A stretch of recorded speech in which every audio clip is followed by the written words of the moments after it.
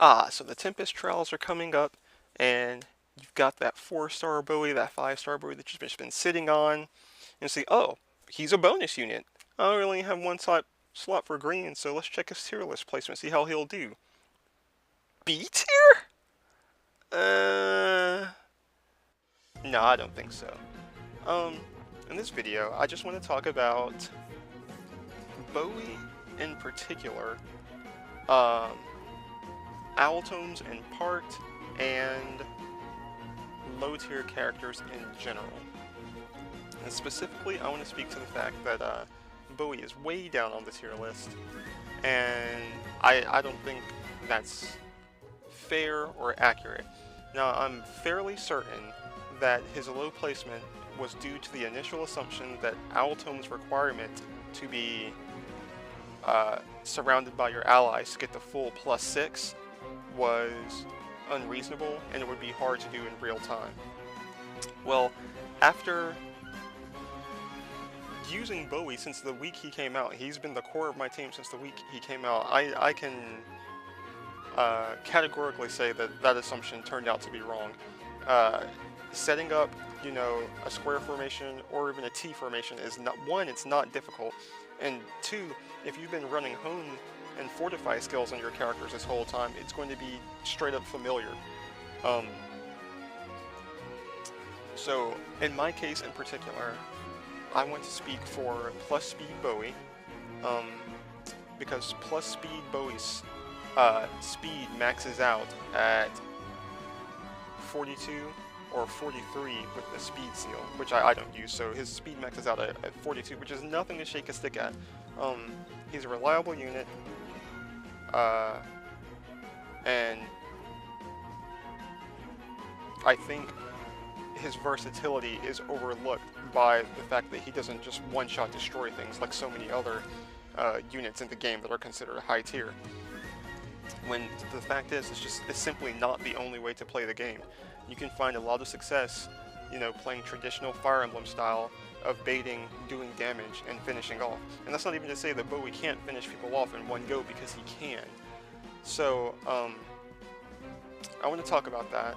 And then, even though Katarina and May are already rated ridiculously higher than him, I'll speak on them and their Altones summons too, because their inheritance tier list, I imagine, probably has something to do with taking their tomes away, because I know that people have said that Katarina can just be Tharja. Well, if you got Tharja, just use Tharja. But in any case, I'll be going over some videos. With the new season starting, I don't have any of the spring bonus characters, and I don't feel like training a Legion. So I just spent a bunch of dueling swords, had some fights, and I had a couple of old recordings from the previous season when Katarina was in, and I just, you know, made some quick videos to talk about that. Now, before I get into any of that, I just want to go over who's on my team real quick so you'll know what you're seeing. This is my Ike. No, he's probably not optimal, but I do like Heavy Blade and I do like Vantage. I also like having neutral Ike to preserve his res so he can really counter those greens. So this is my Ike. He's not perfect, but he gets the job done. I'm tier 19. I like him. I'd be tier 20 if I had more merges. But I want to play with the units I want to play with, so it'll be a while before I'm tier 20. Unless I can probably do it all melee team and get there, but I don't know. And anyway, here's my guys. If you want to know why I'm using him over Kagero, it's because I want to. He's very good. He's going to double the whole game, essentially, with a speed buff. He's at 49.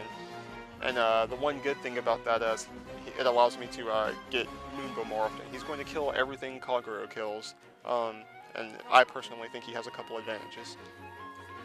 Some of my videos you will see Charlotte, because the clips were from that season. Charlotte is a very, very good unit.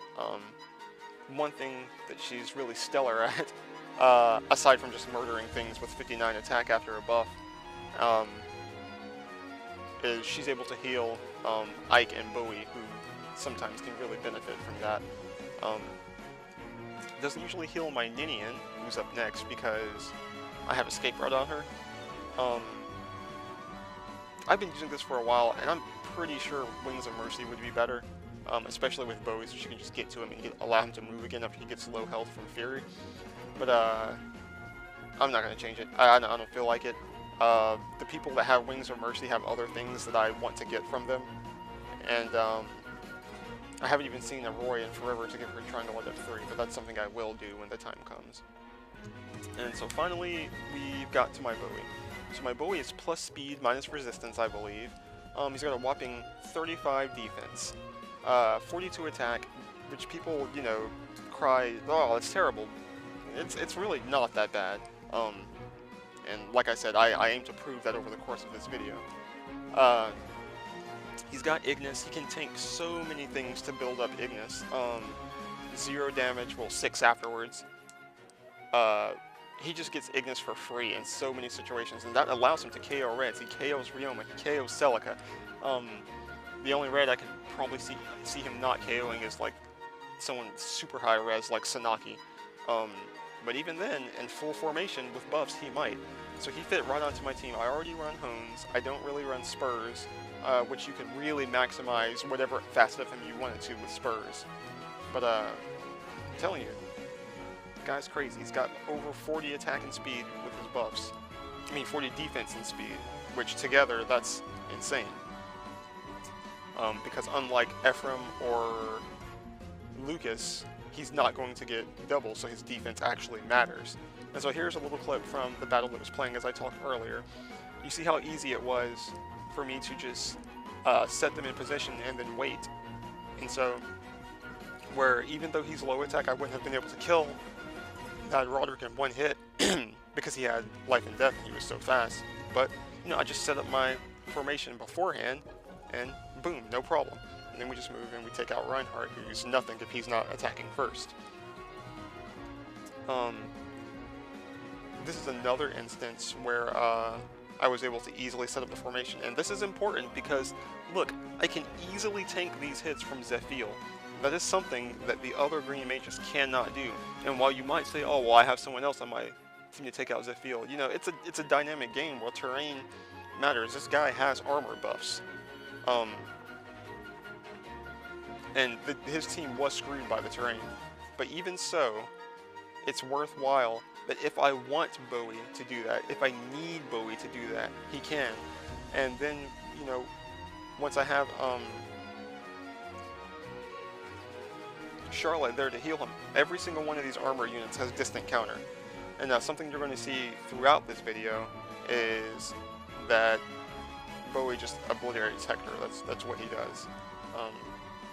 Again, Reinhardt was at the top right in this video, and I just set up my formation beforehand into the space where Reinhardt would be able to attack. I just put no one there and then just moved Boey into the formation and had him KO Reinhardt. Again, he obliterates Hector. That takes some burden off of Ike in case I want him to do other things, or I just need him to have high HP in case there's 2 threats that Ike would normally fight. If one of them is Hector, I can let Boey handle that with no problem whatsoever, and this is what I was talking about. With Ignis, even with his low attack, he just obliterates red units. Ryoma, Celica being the main 2 that I frequently use him for. And so not to keep this video from being too long, the rest of these fights are going to be in 2x speed. But here, I'm facing off against Flyer Emblem. They've got 2 Brave Lances, which, as you can imagine, I'm going to be sending Boey out to get.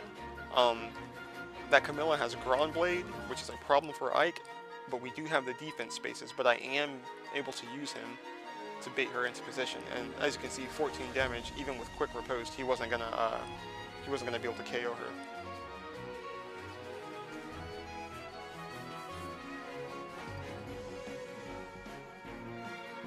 So now my thought process is just, can I kill any of these people? And if not, how should I set up my people to prepare for the next turn? Which is what's going on. And, you know, part of that, Boey's an absolute monster on fortress spaces. That's just something you should know. So I've kept him there to deal with that.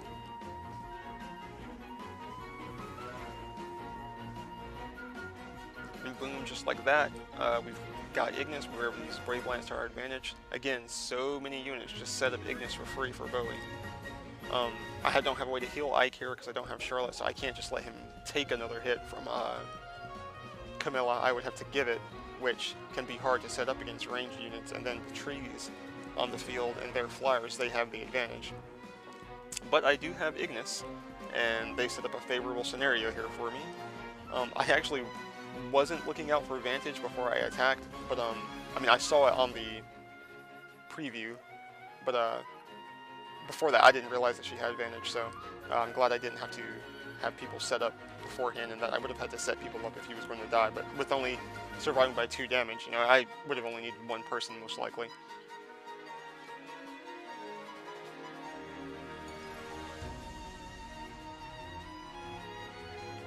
And yeah, so the rest of this is just playing it safe and positioning so that we have the advantage. And you know, like I said, there are other ways to play this game. Most people just go for high buffs, immediate one-shots, but it's not the only way to play the game. You don't have to play the game that way. And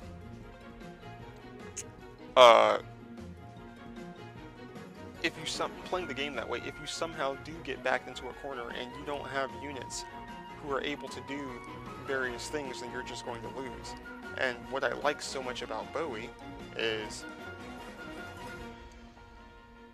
that he can cover so many options. Obviously he tanks blues, he tanks reds, he can go hit for a hit with the green as long as it's not like someone with green Tonebreaker on magic, and you know, that's good for pulling people into range.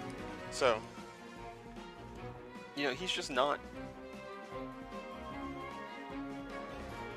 in my opinion, he's on a B tier unit. I'm not trying to say he's better than Nino or Julia, but he can do other different things that are equally important.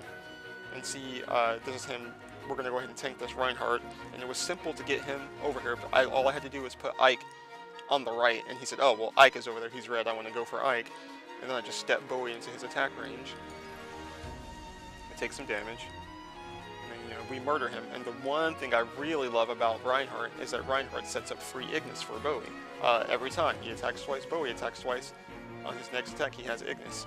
Anna is actually a really good unit. It can be kind of scary to see sometimes, so we like to just Ignis her right off the bat. And one thing I want you to notice about this fight right now is that if I wanted to, Boey could solo this fight.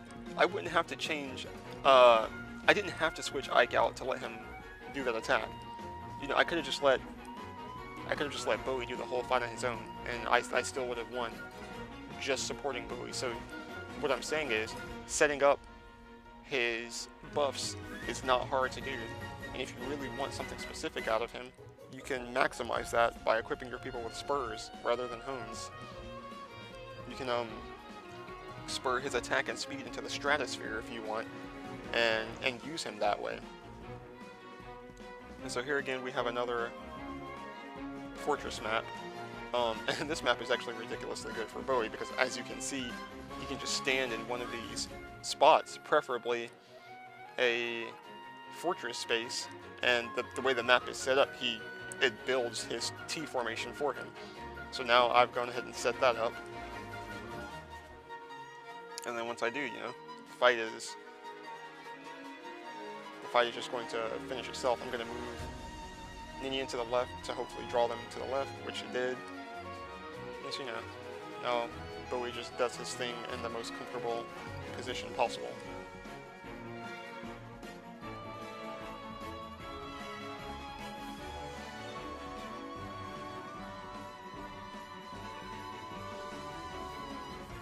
Take 6 damage from a high magic unit because of the formation. Normally, she's actually a little bit scary for Boey, but you know, just get him in formation and it's all good. And again, you know, oh, such and such gives someone a problem. Well, you know, that's why you have a team of 3 other people. And, you know, this fight is going to be more of the same.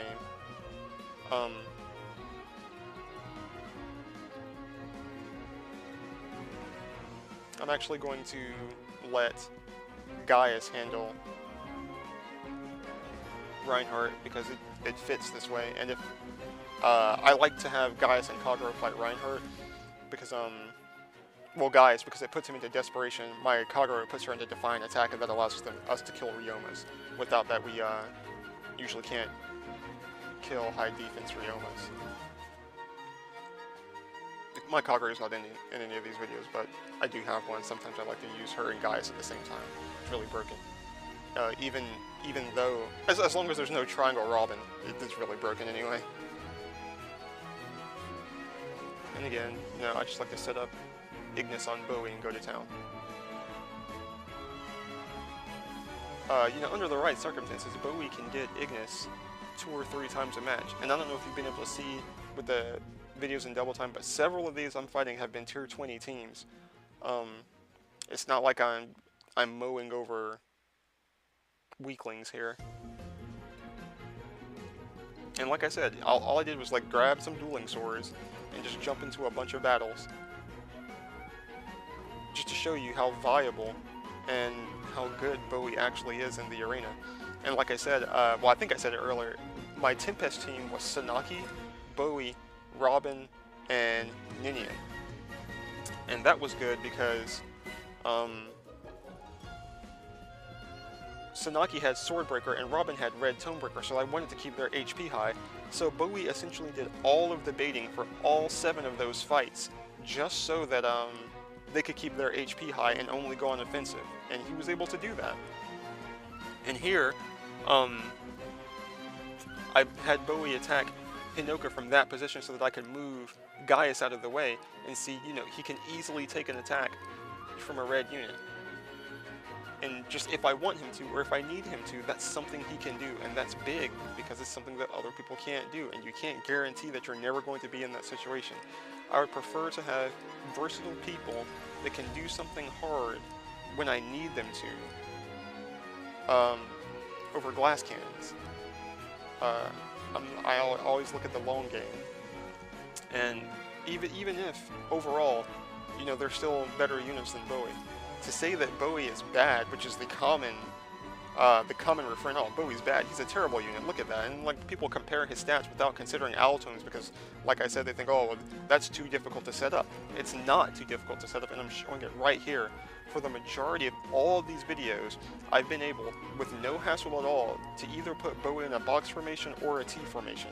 And it happens all the time. I wouldn't be tier 19 dropping between tier 18 and 19 every arena season if it wasn't easy to do. And like I said, you've seen me beat several tier 20 teams. If I had 3 merges on everybody, I'd be in tier 20 doing the same thing. And so again, Reinhardt sets up the free Ignis. I'm just going to delete this Tiki and not have to worry about it. And so now, to cut that short because this video is getting long, I'll just show you my Katarina. She is actually minus speed, which as far as I'm concerned is worst case scenario for Katarina, but because of Allatones, it almost does not matter. My Mei is neutral. I would really like a plus speed Mei. I want to get her Fury. I ran out of Hinata, so I just threw defense +1 on her because I know that with Allatones, you can counter things that any other unit with this stat spread wouldn't be able to handle. You would never send a unit without an Allatone to tank something physical. But with an Allatone, I can have Mei do that if I want her to. And so I believe this video is 3 fights long, and it's probably the last video on this.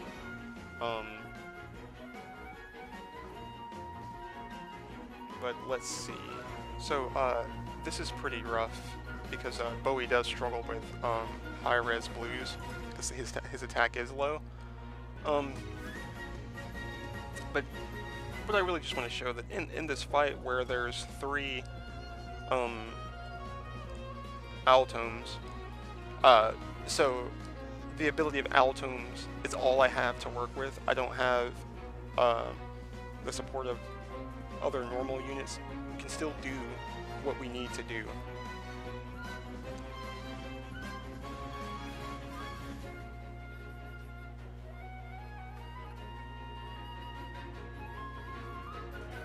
We have Corrin's debuff working on us here.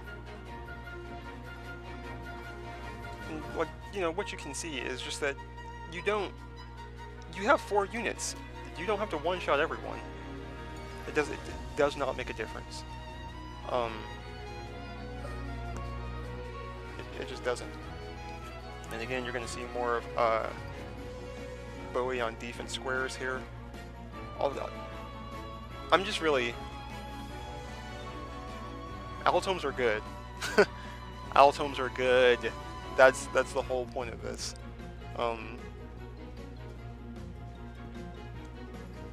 Here we'll just, you know, make Takumi look like a punk, tank his hit.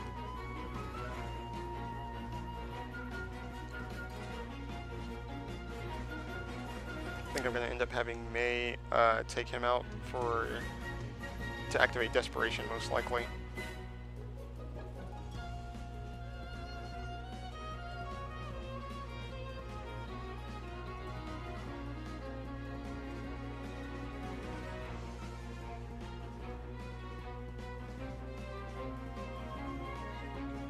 Just going to hold on to our formations and take these enemies out one at a time.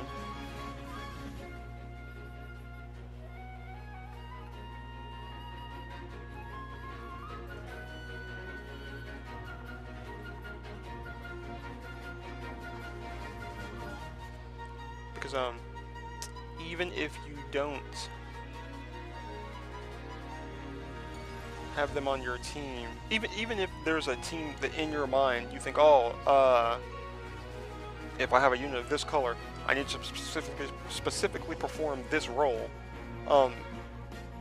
Yes, if you're basing the tier list on how well Nino or Julia kills a red, kills a blue, yes, they're going to do that more consistently and better than Boey. But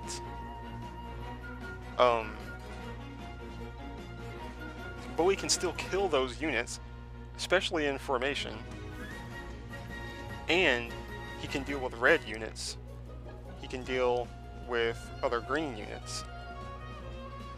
He can tank things, and he can draw people into position for units that he was never meant to kill. He can pull people into position that it was never on the table for him to even kill. And the big thing about all these Altome users is they all have a ridiculously high defense stat, which, as you just saw with Mei, allows them to decimate with Ignis, Iceberg, and Glacies. I would just go with Ignis and Glacies all the time. Anyway, that's my video, guys. Thanks for watching, and I hope in the future you will give Boey a chance for these Tempest Trials if you have one, especially if you have a plus speed Boey, and just that you wouldn't look at Altomes or low tier heroes in that same light in general, because they all have something they're meant to do, and most of them do it well.